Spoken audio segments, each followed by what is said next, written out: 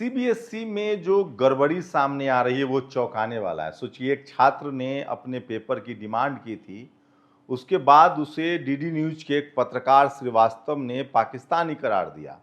अब खबरें आ रही कि लगभग 18 लाख छात्रों ने सीबीएसई के एग्जाम दिए थे, उसमें से 4 लाख छात्रों ने कहा है कि हमें दोबारा पेपर दिया जाए और तमाम गड़बड़ियां सामने आ रही है। नीट पेपर लीक का मामला आपने देखा, उसके बाद सीबीएसई का मामला देखा और अब सीयूटी को लेकर कहा जा रहा है कि जिनके एग्जाम है उनके सेंटर 800 किलोमीटर 1000 किलोमीटर भेज दिए गए। ये सबसे बड़ी खबर है।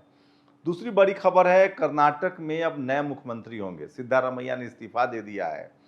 सिद्धारमैया का वो बयान पढ़ के सुनाऊंगा। इसका मतलब है कि साउथ में सामाजिक न्याय की जड़ें बहुत गहरी है। जैसे थलापति विजय ने तमिलनाडु में अब अपनी सरकार, वो मुख्यमंत्री हैं, वो लगातार सोशल जस्टिस, सामाजिक न्याय की बात कर रहे हैं। वो कह रहे हैं कि पेरियार और बाबा साहेब को पढ़ना बहुत ज़रूरी है। तो सोचिए, तमिलनाडु भारत का सबसे विकसित राज्यों में है जहां पेरियार की राजनीति होती है और सोशल जस्टिस, सामाजिक न्याय की जड़ें गहरी है। कर्नाटक भी बहुत डेवलप्ड राज्य है, 2 बार के मुख्यमंत्री रहे। सिद्धारमैया का वो चिट्ठी पढ़ूंगा जिसमें उन्होंने साफ कहा है कि मैं बुद्ध बसावा और भारत का संविधान को बहुत ज़्यादा मानता हूं और मेरे लिए वही जीवन की पद्धति है।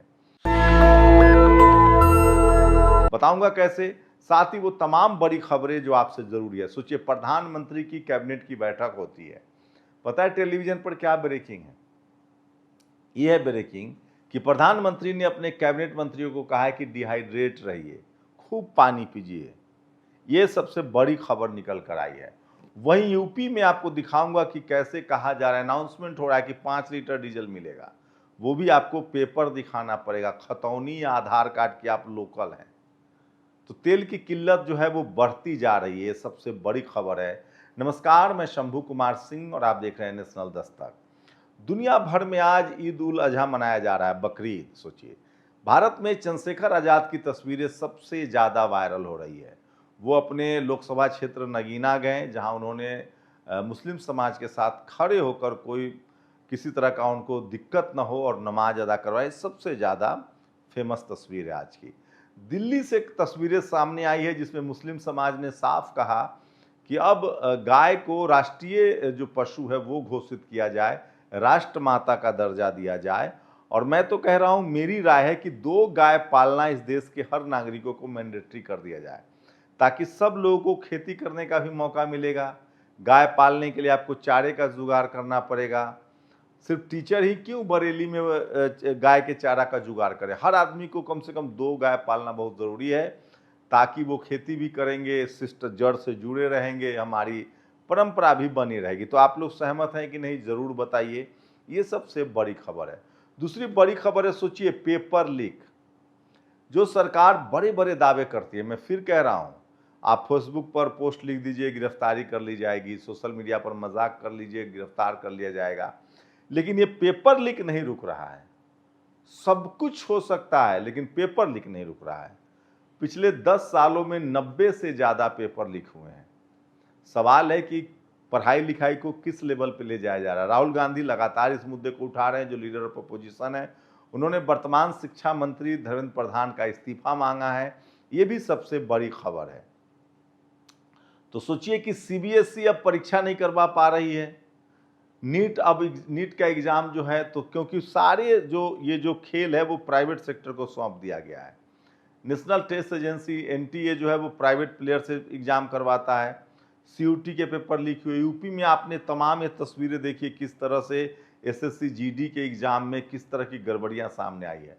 तो देश भर में परीक्षा को लेकर जो है वो बवाल कटा हुआ है। और सीबीएसई हर चौथे इस छात्र ने स्कैन कॉपी मांगी। किसी भी बोर्ड में ऐसा पहली बार हुआ है।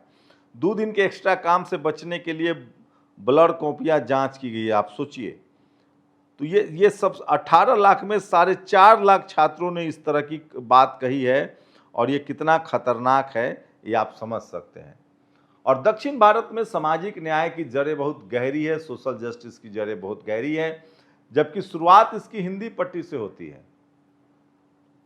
सोचिए, महाराष्ट्र से शुरुआत होती है, जहां ज्योतिबा फूले और बाबा साहब अम्बेडकर इस लड़ाई को, अगर आप आज़ादी के ठीक पहले और बाद की बात करें तो ज्योतिबा फूले जिसको बाबा साहब ने अपना गुरु भी माना है, वो शुरू करते हैं। वैसे तो इसको शुरुआत करेंगे तो सबसे पहले साहू जी महाराज ने अपने यहाँ जातीय जनगणना कराया और रिजर्वेशन का कंसेप्ट दिया। वो भी महाराष्ट्र कोल्हापुर के राजा थे। फिर महाराष्ट्र में आंदोलन तेज हुआ। हिंदी पट्टी में जगदेव बाबू, रामस्वरूप वर्मा, अर्जक संघ के जरिए और सोनलाल पटेल, मान्यवर कांसी राम साहब ने पंजाब से आकर हिंदी पट्टी में सोशल जस्टिस की लड़ाई शुरू की। लेकिन दक्षिण भारत में भी कितना मजबूत है। इस्तीफे के बाद सिद्धारमैया का पोस्ट। आज मैं राजभवन गया और राज्यपाल की अनुपस्थिति में उनके विशेष अधिकारियों को मुख्यमंत्री पद से अपना इस्तीफा दिया। मैं जो एक गांव में पैदा हुआ और पला बढ़ा, मैंने कभी सपने में भी नहीं सोचा था कि एक दिन मैं इस राज्य का शासक, मंत्री, विपक्ष का नेता और 2 बार मुख्यमंत्री बनूंगा। इतना बड़ा सपना सच होना बाबा साहब अम्बेडकर के संविधान की बदौलत है। मैं फिर कह रहा हूँ, इस देश में जगदेव बाबू हों चाहे जननायक कर्पूरी ठाकुर हों, लोकतंत्र न होता, वोट की ताकत न होती, तो आपको कोई सिद्धारमैया, कोई जगदेव बाबू, कोई रामविलास पासवान, कोई लालू यादव, कोई रामस्वरूप वर्मा, कोई मान्यवर कांसी राम साहब, कोई मायावती जी आपको नहीं मिलते। अभी लंबी लड़ाई है, संघर्ष चलेगा, लेकिन जो भी आपको मिला है लोकतंत्र से, संविधान से और वोट की ताकत से। पिछले 1000 साल में जो जातिवाद का कहर है, उसके बावजूद भी बुद्ध, बसव, बाबा साहब और महात्मा गांधी मेरे आदर्श हैं। अपने 38 साल के राजनीतिक जीवन में मुझे राज्य के वंचित, शोषित और गरीब लोगों के लिए ईमानदारी से काम करने से संतुष्टि का एहसास होता है। मैं पार्टी के उन विधायकों का हमेशा ऋणी रहूंगा जिन्होंने मुझे विधायक दल का नेता चुना और मुझे अब तक मुख्यमंत्री के रूप में लोगों की सेवा करने का मौका दिया।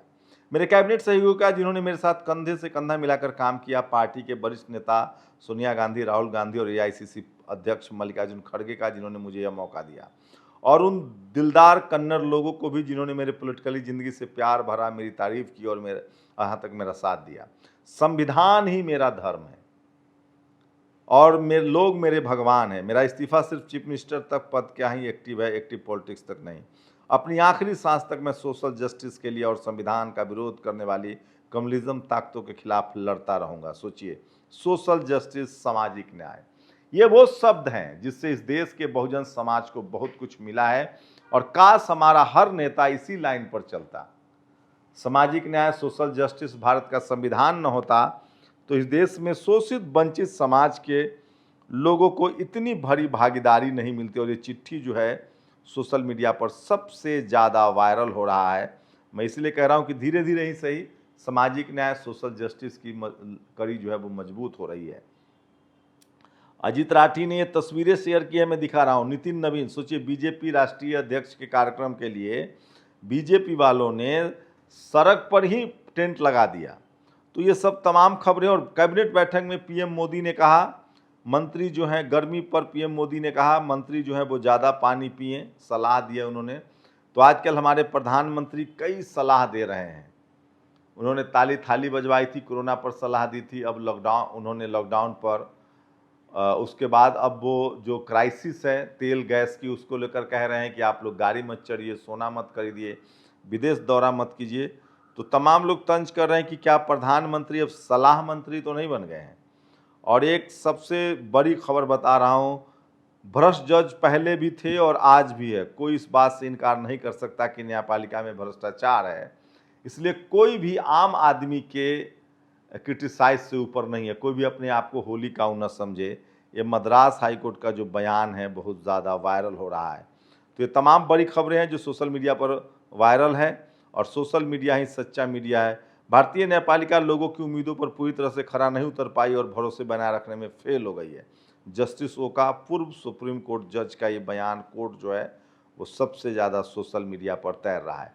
अपनी प्रतिक्रिया जरूर दीजिए, आपकी प्रतिक्रिया मेरे लिए बहुत ज़रूरी है। शुक्रिया।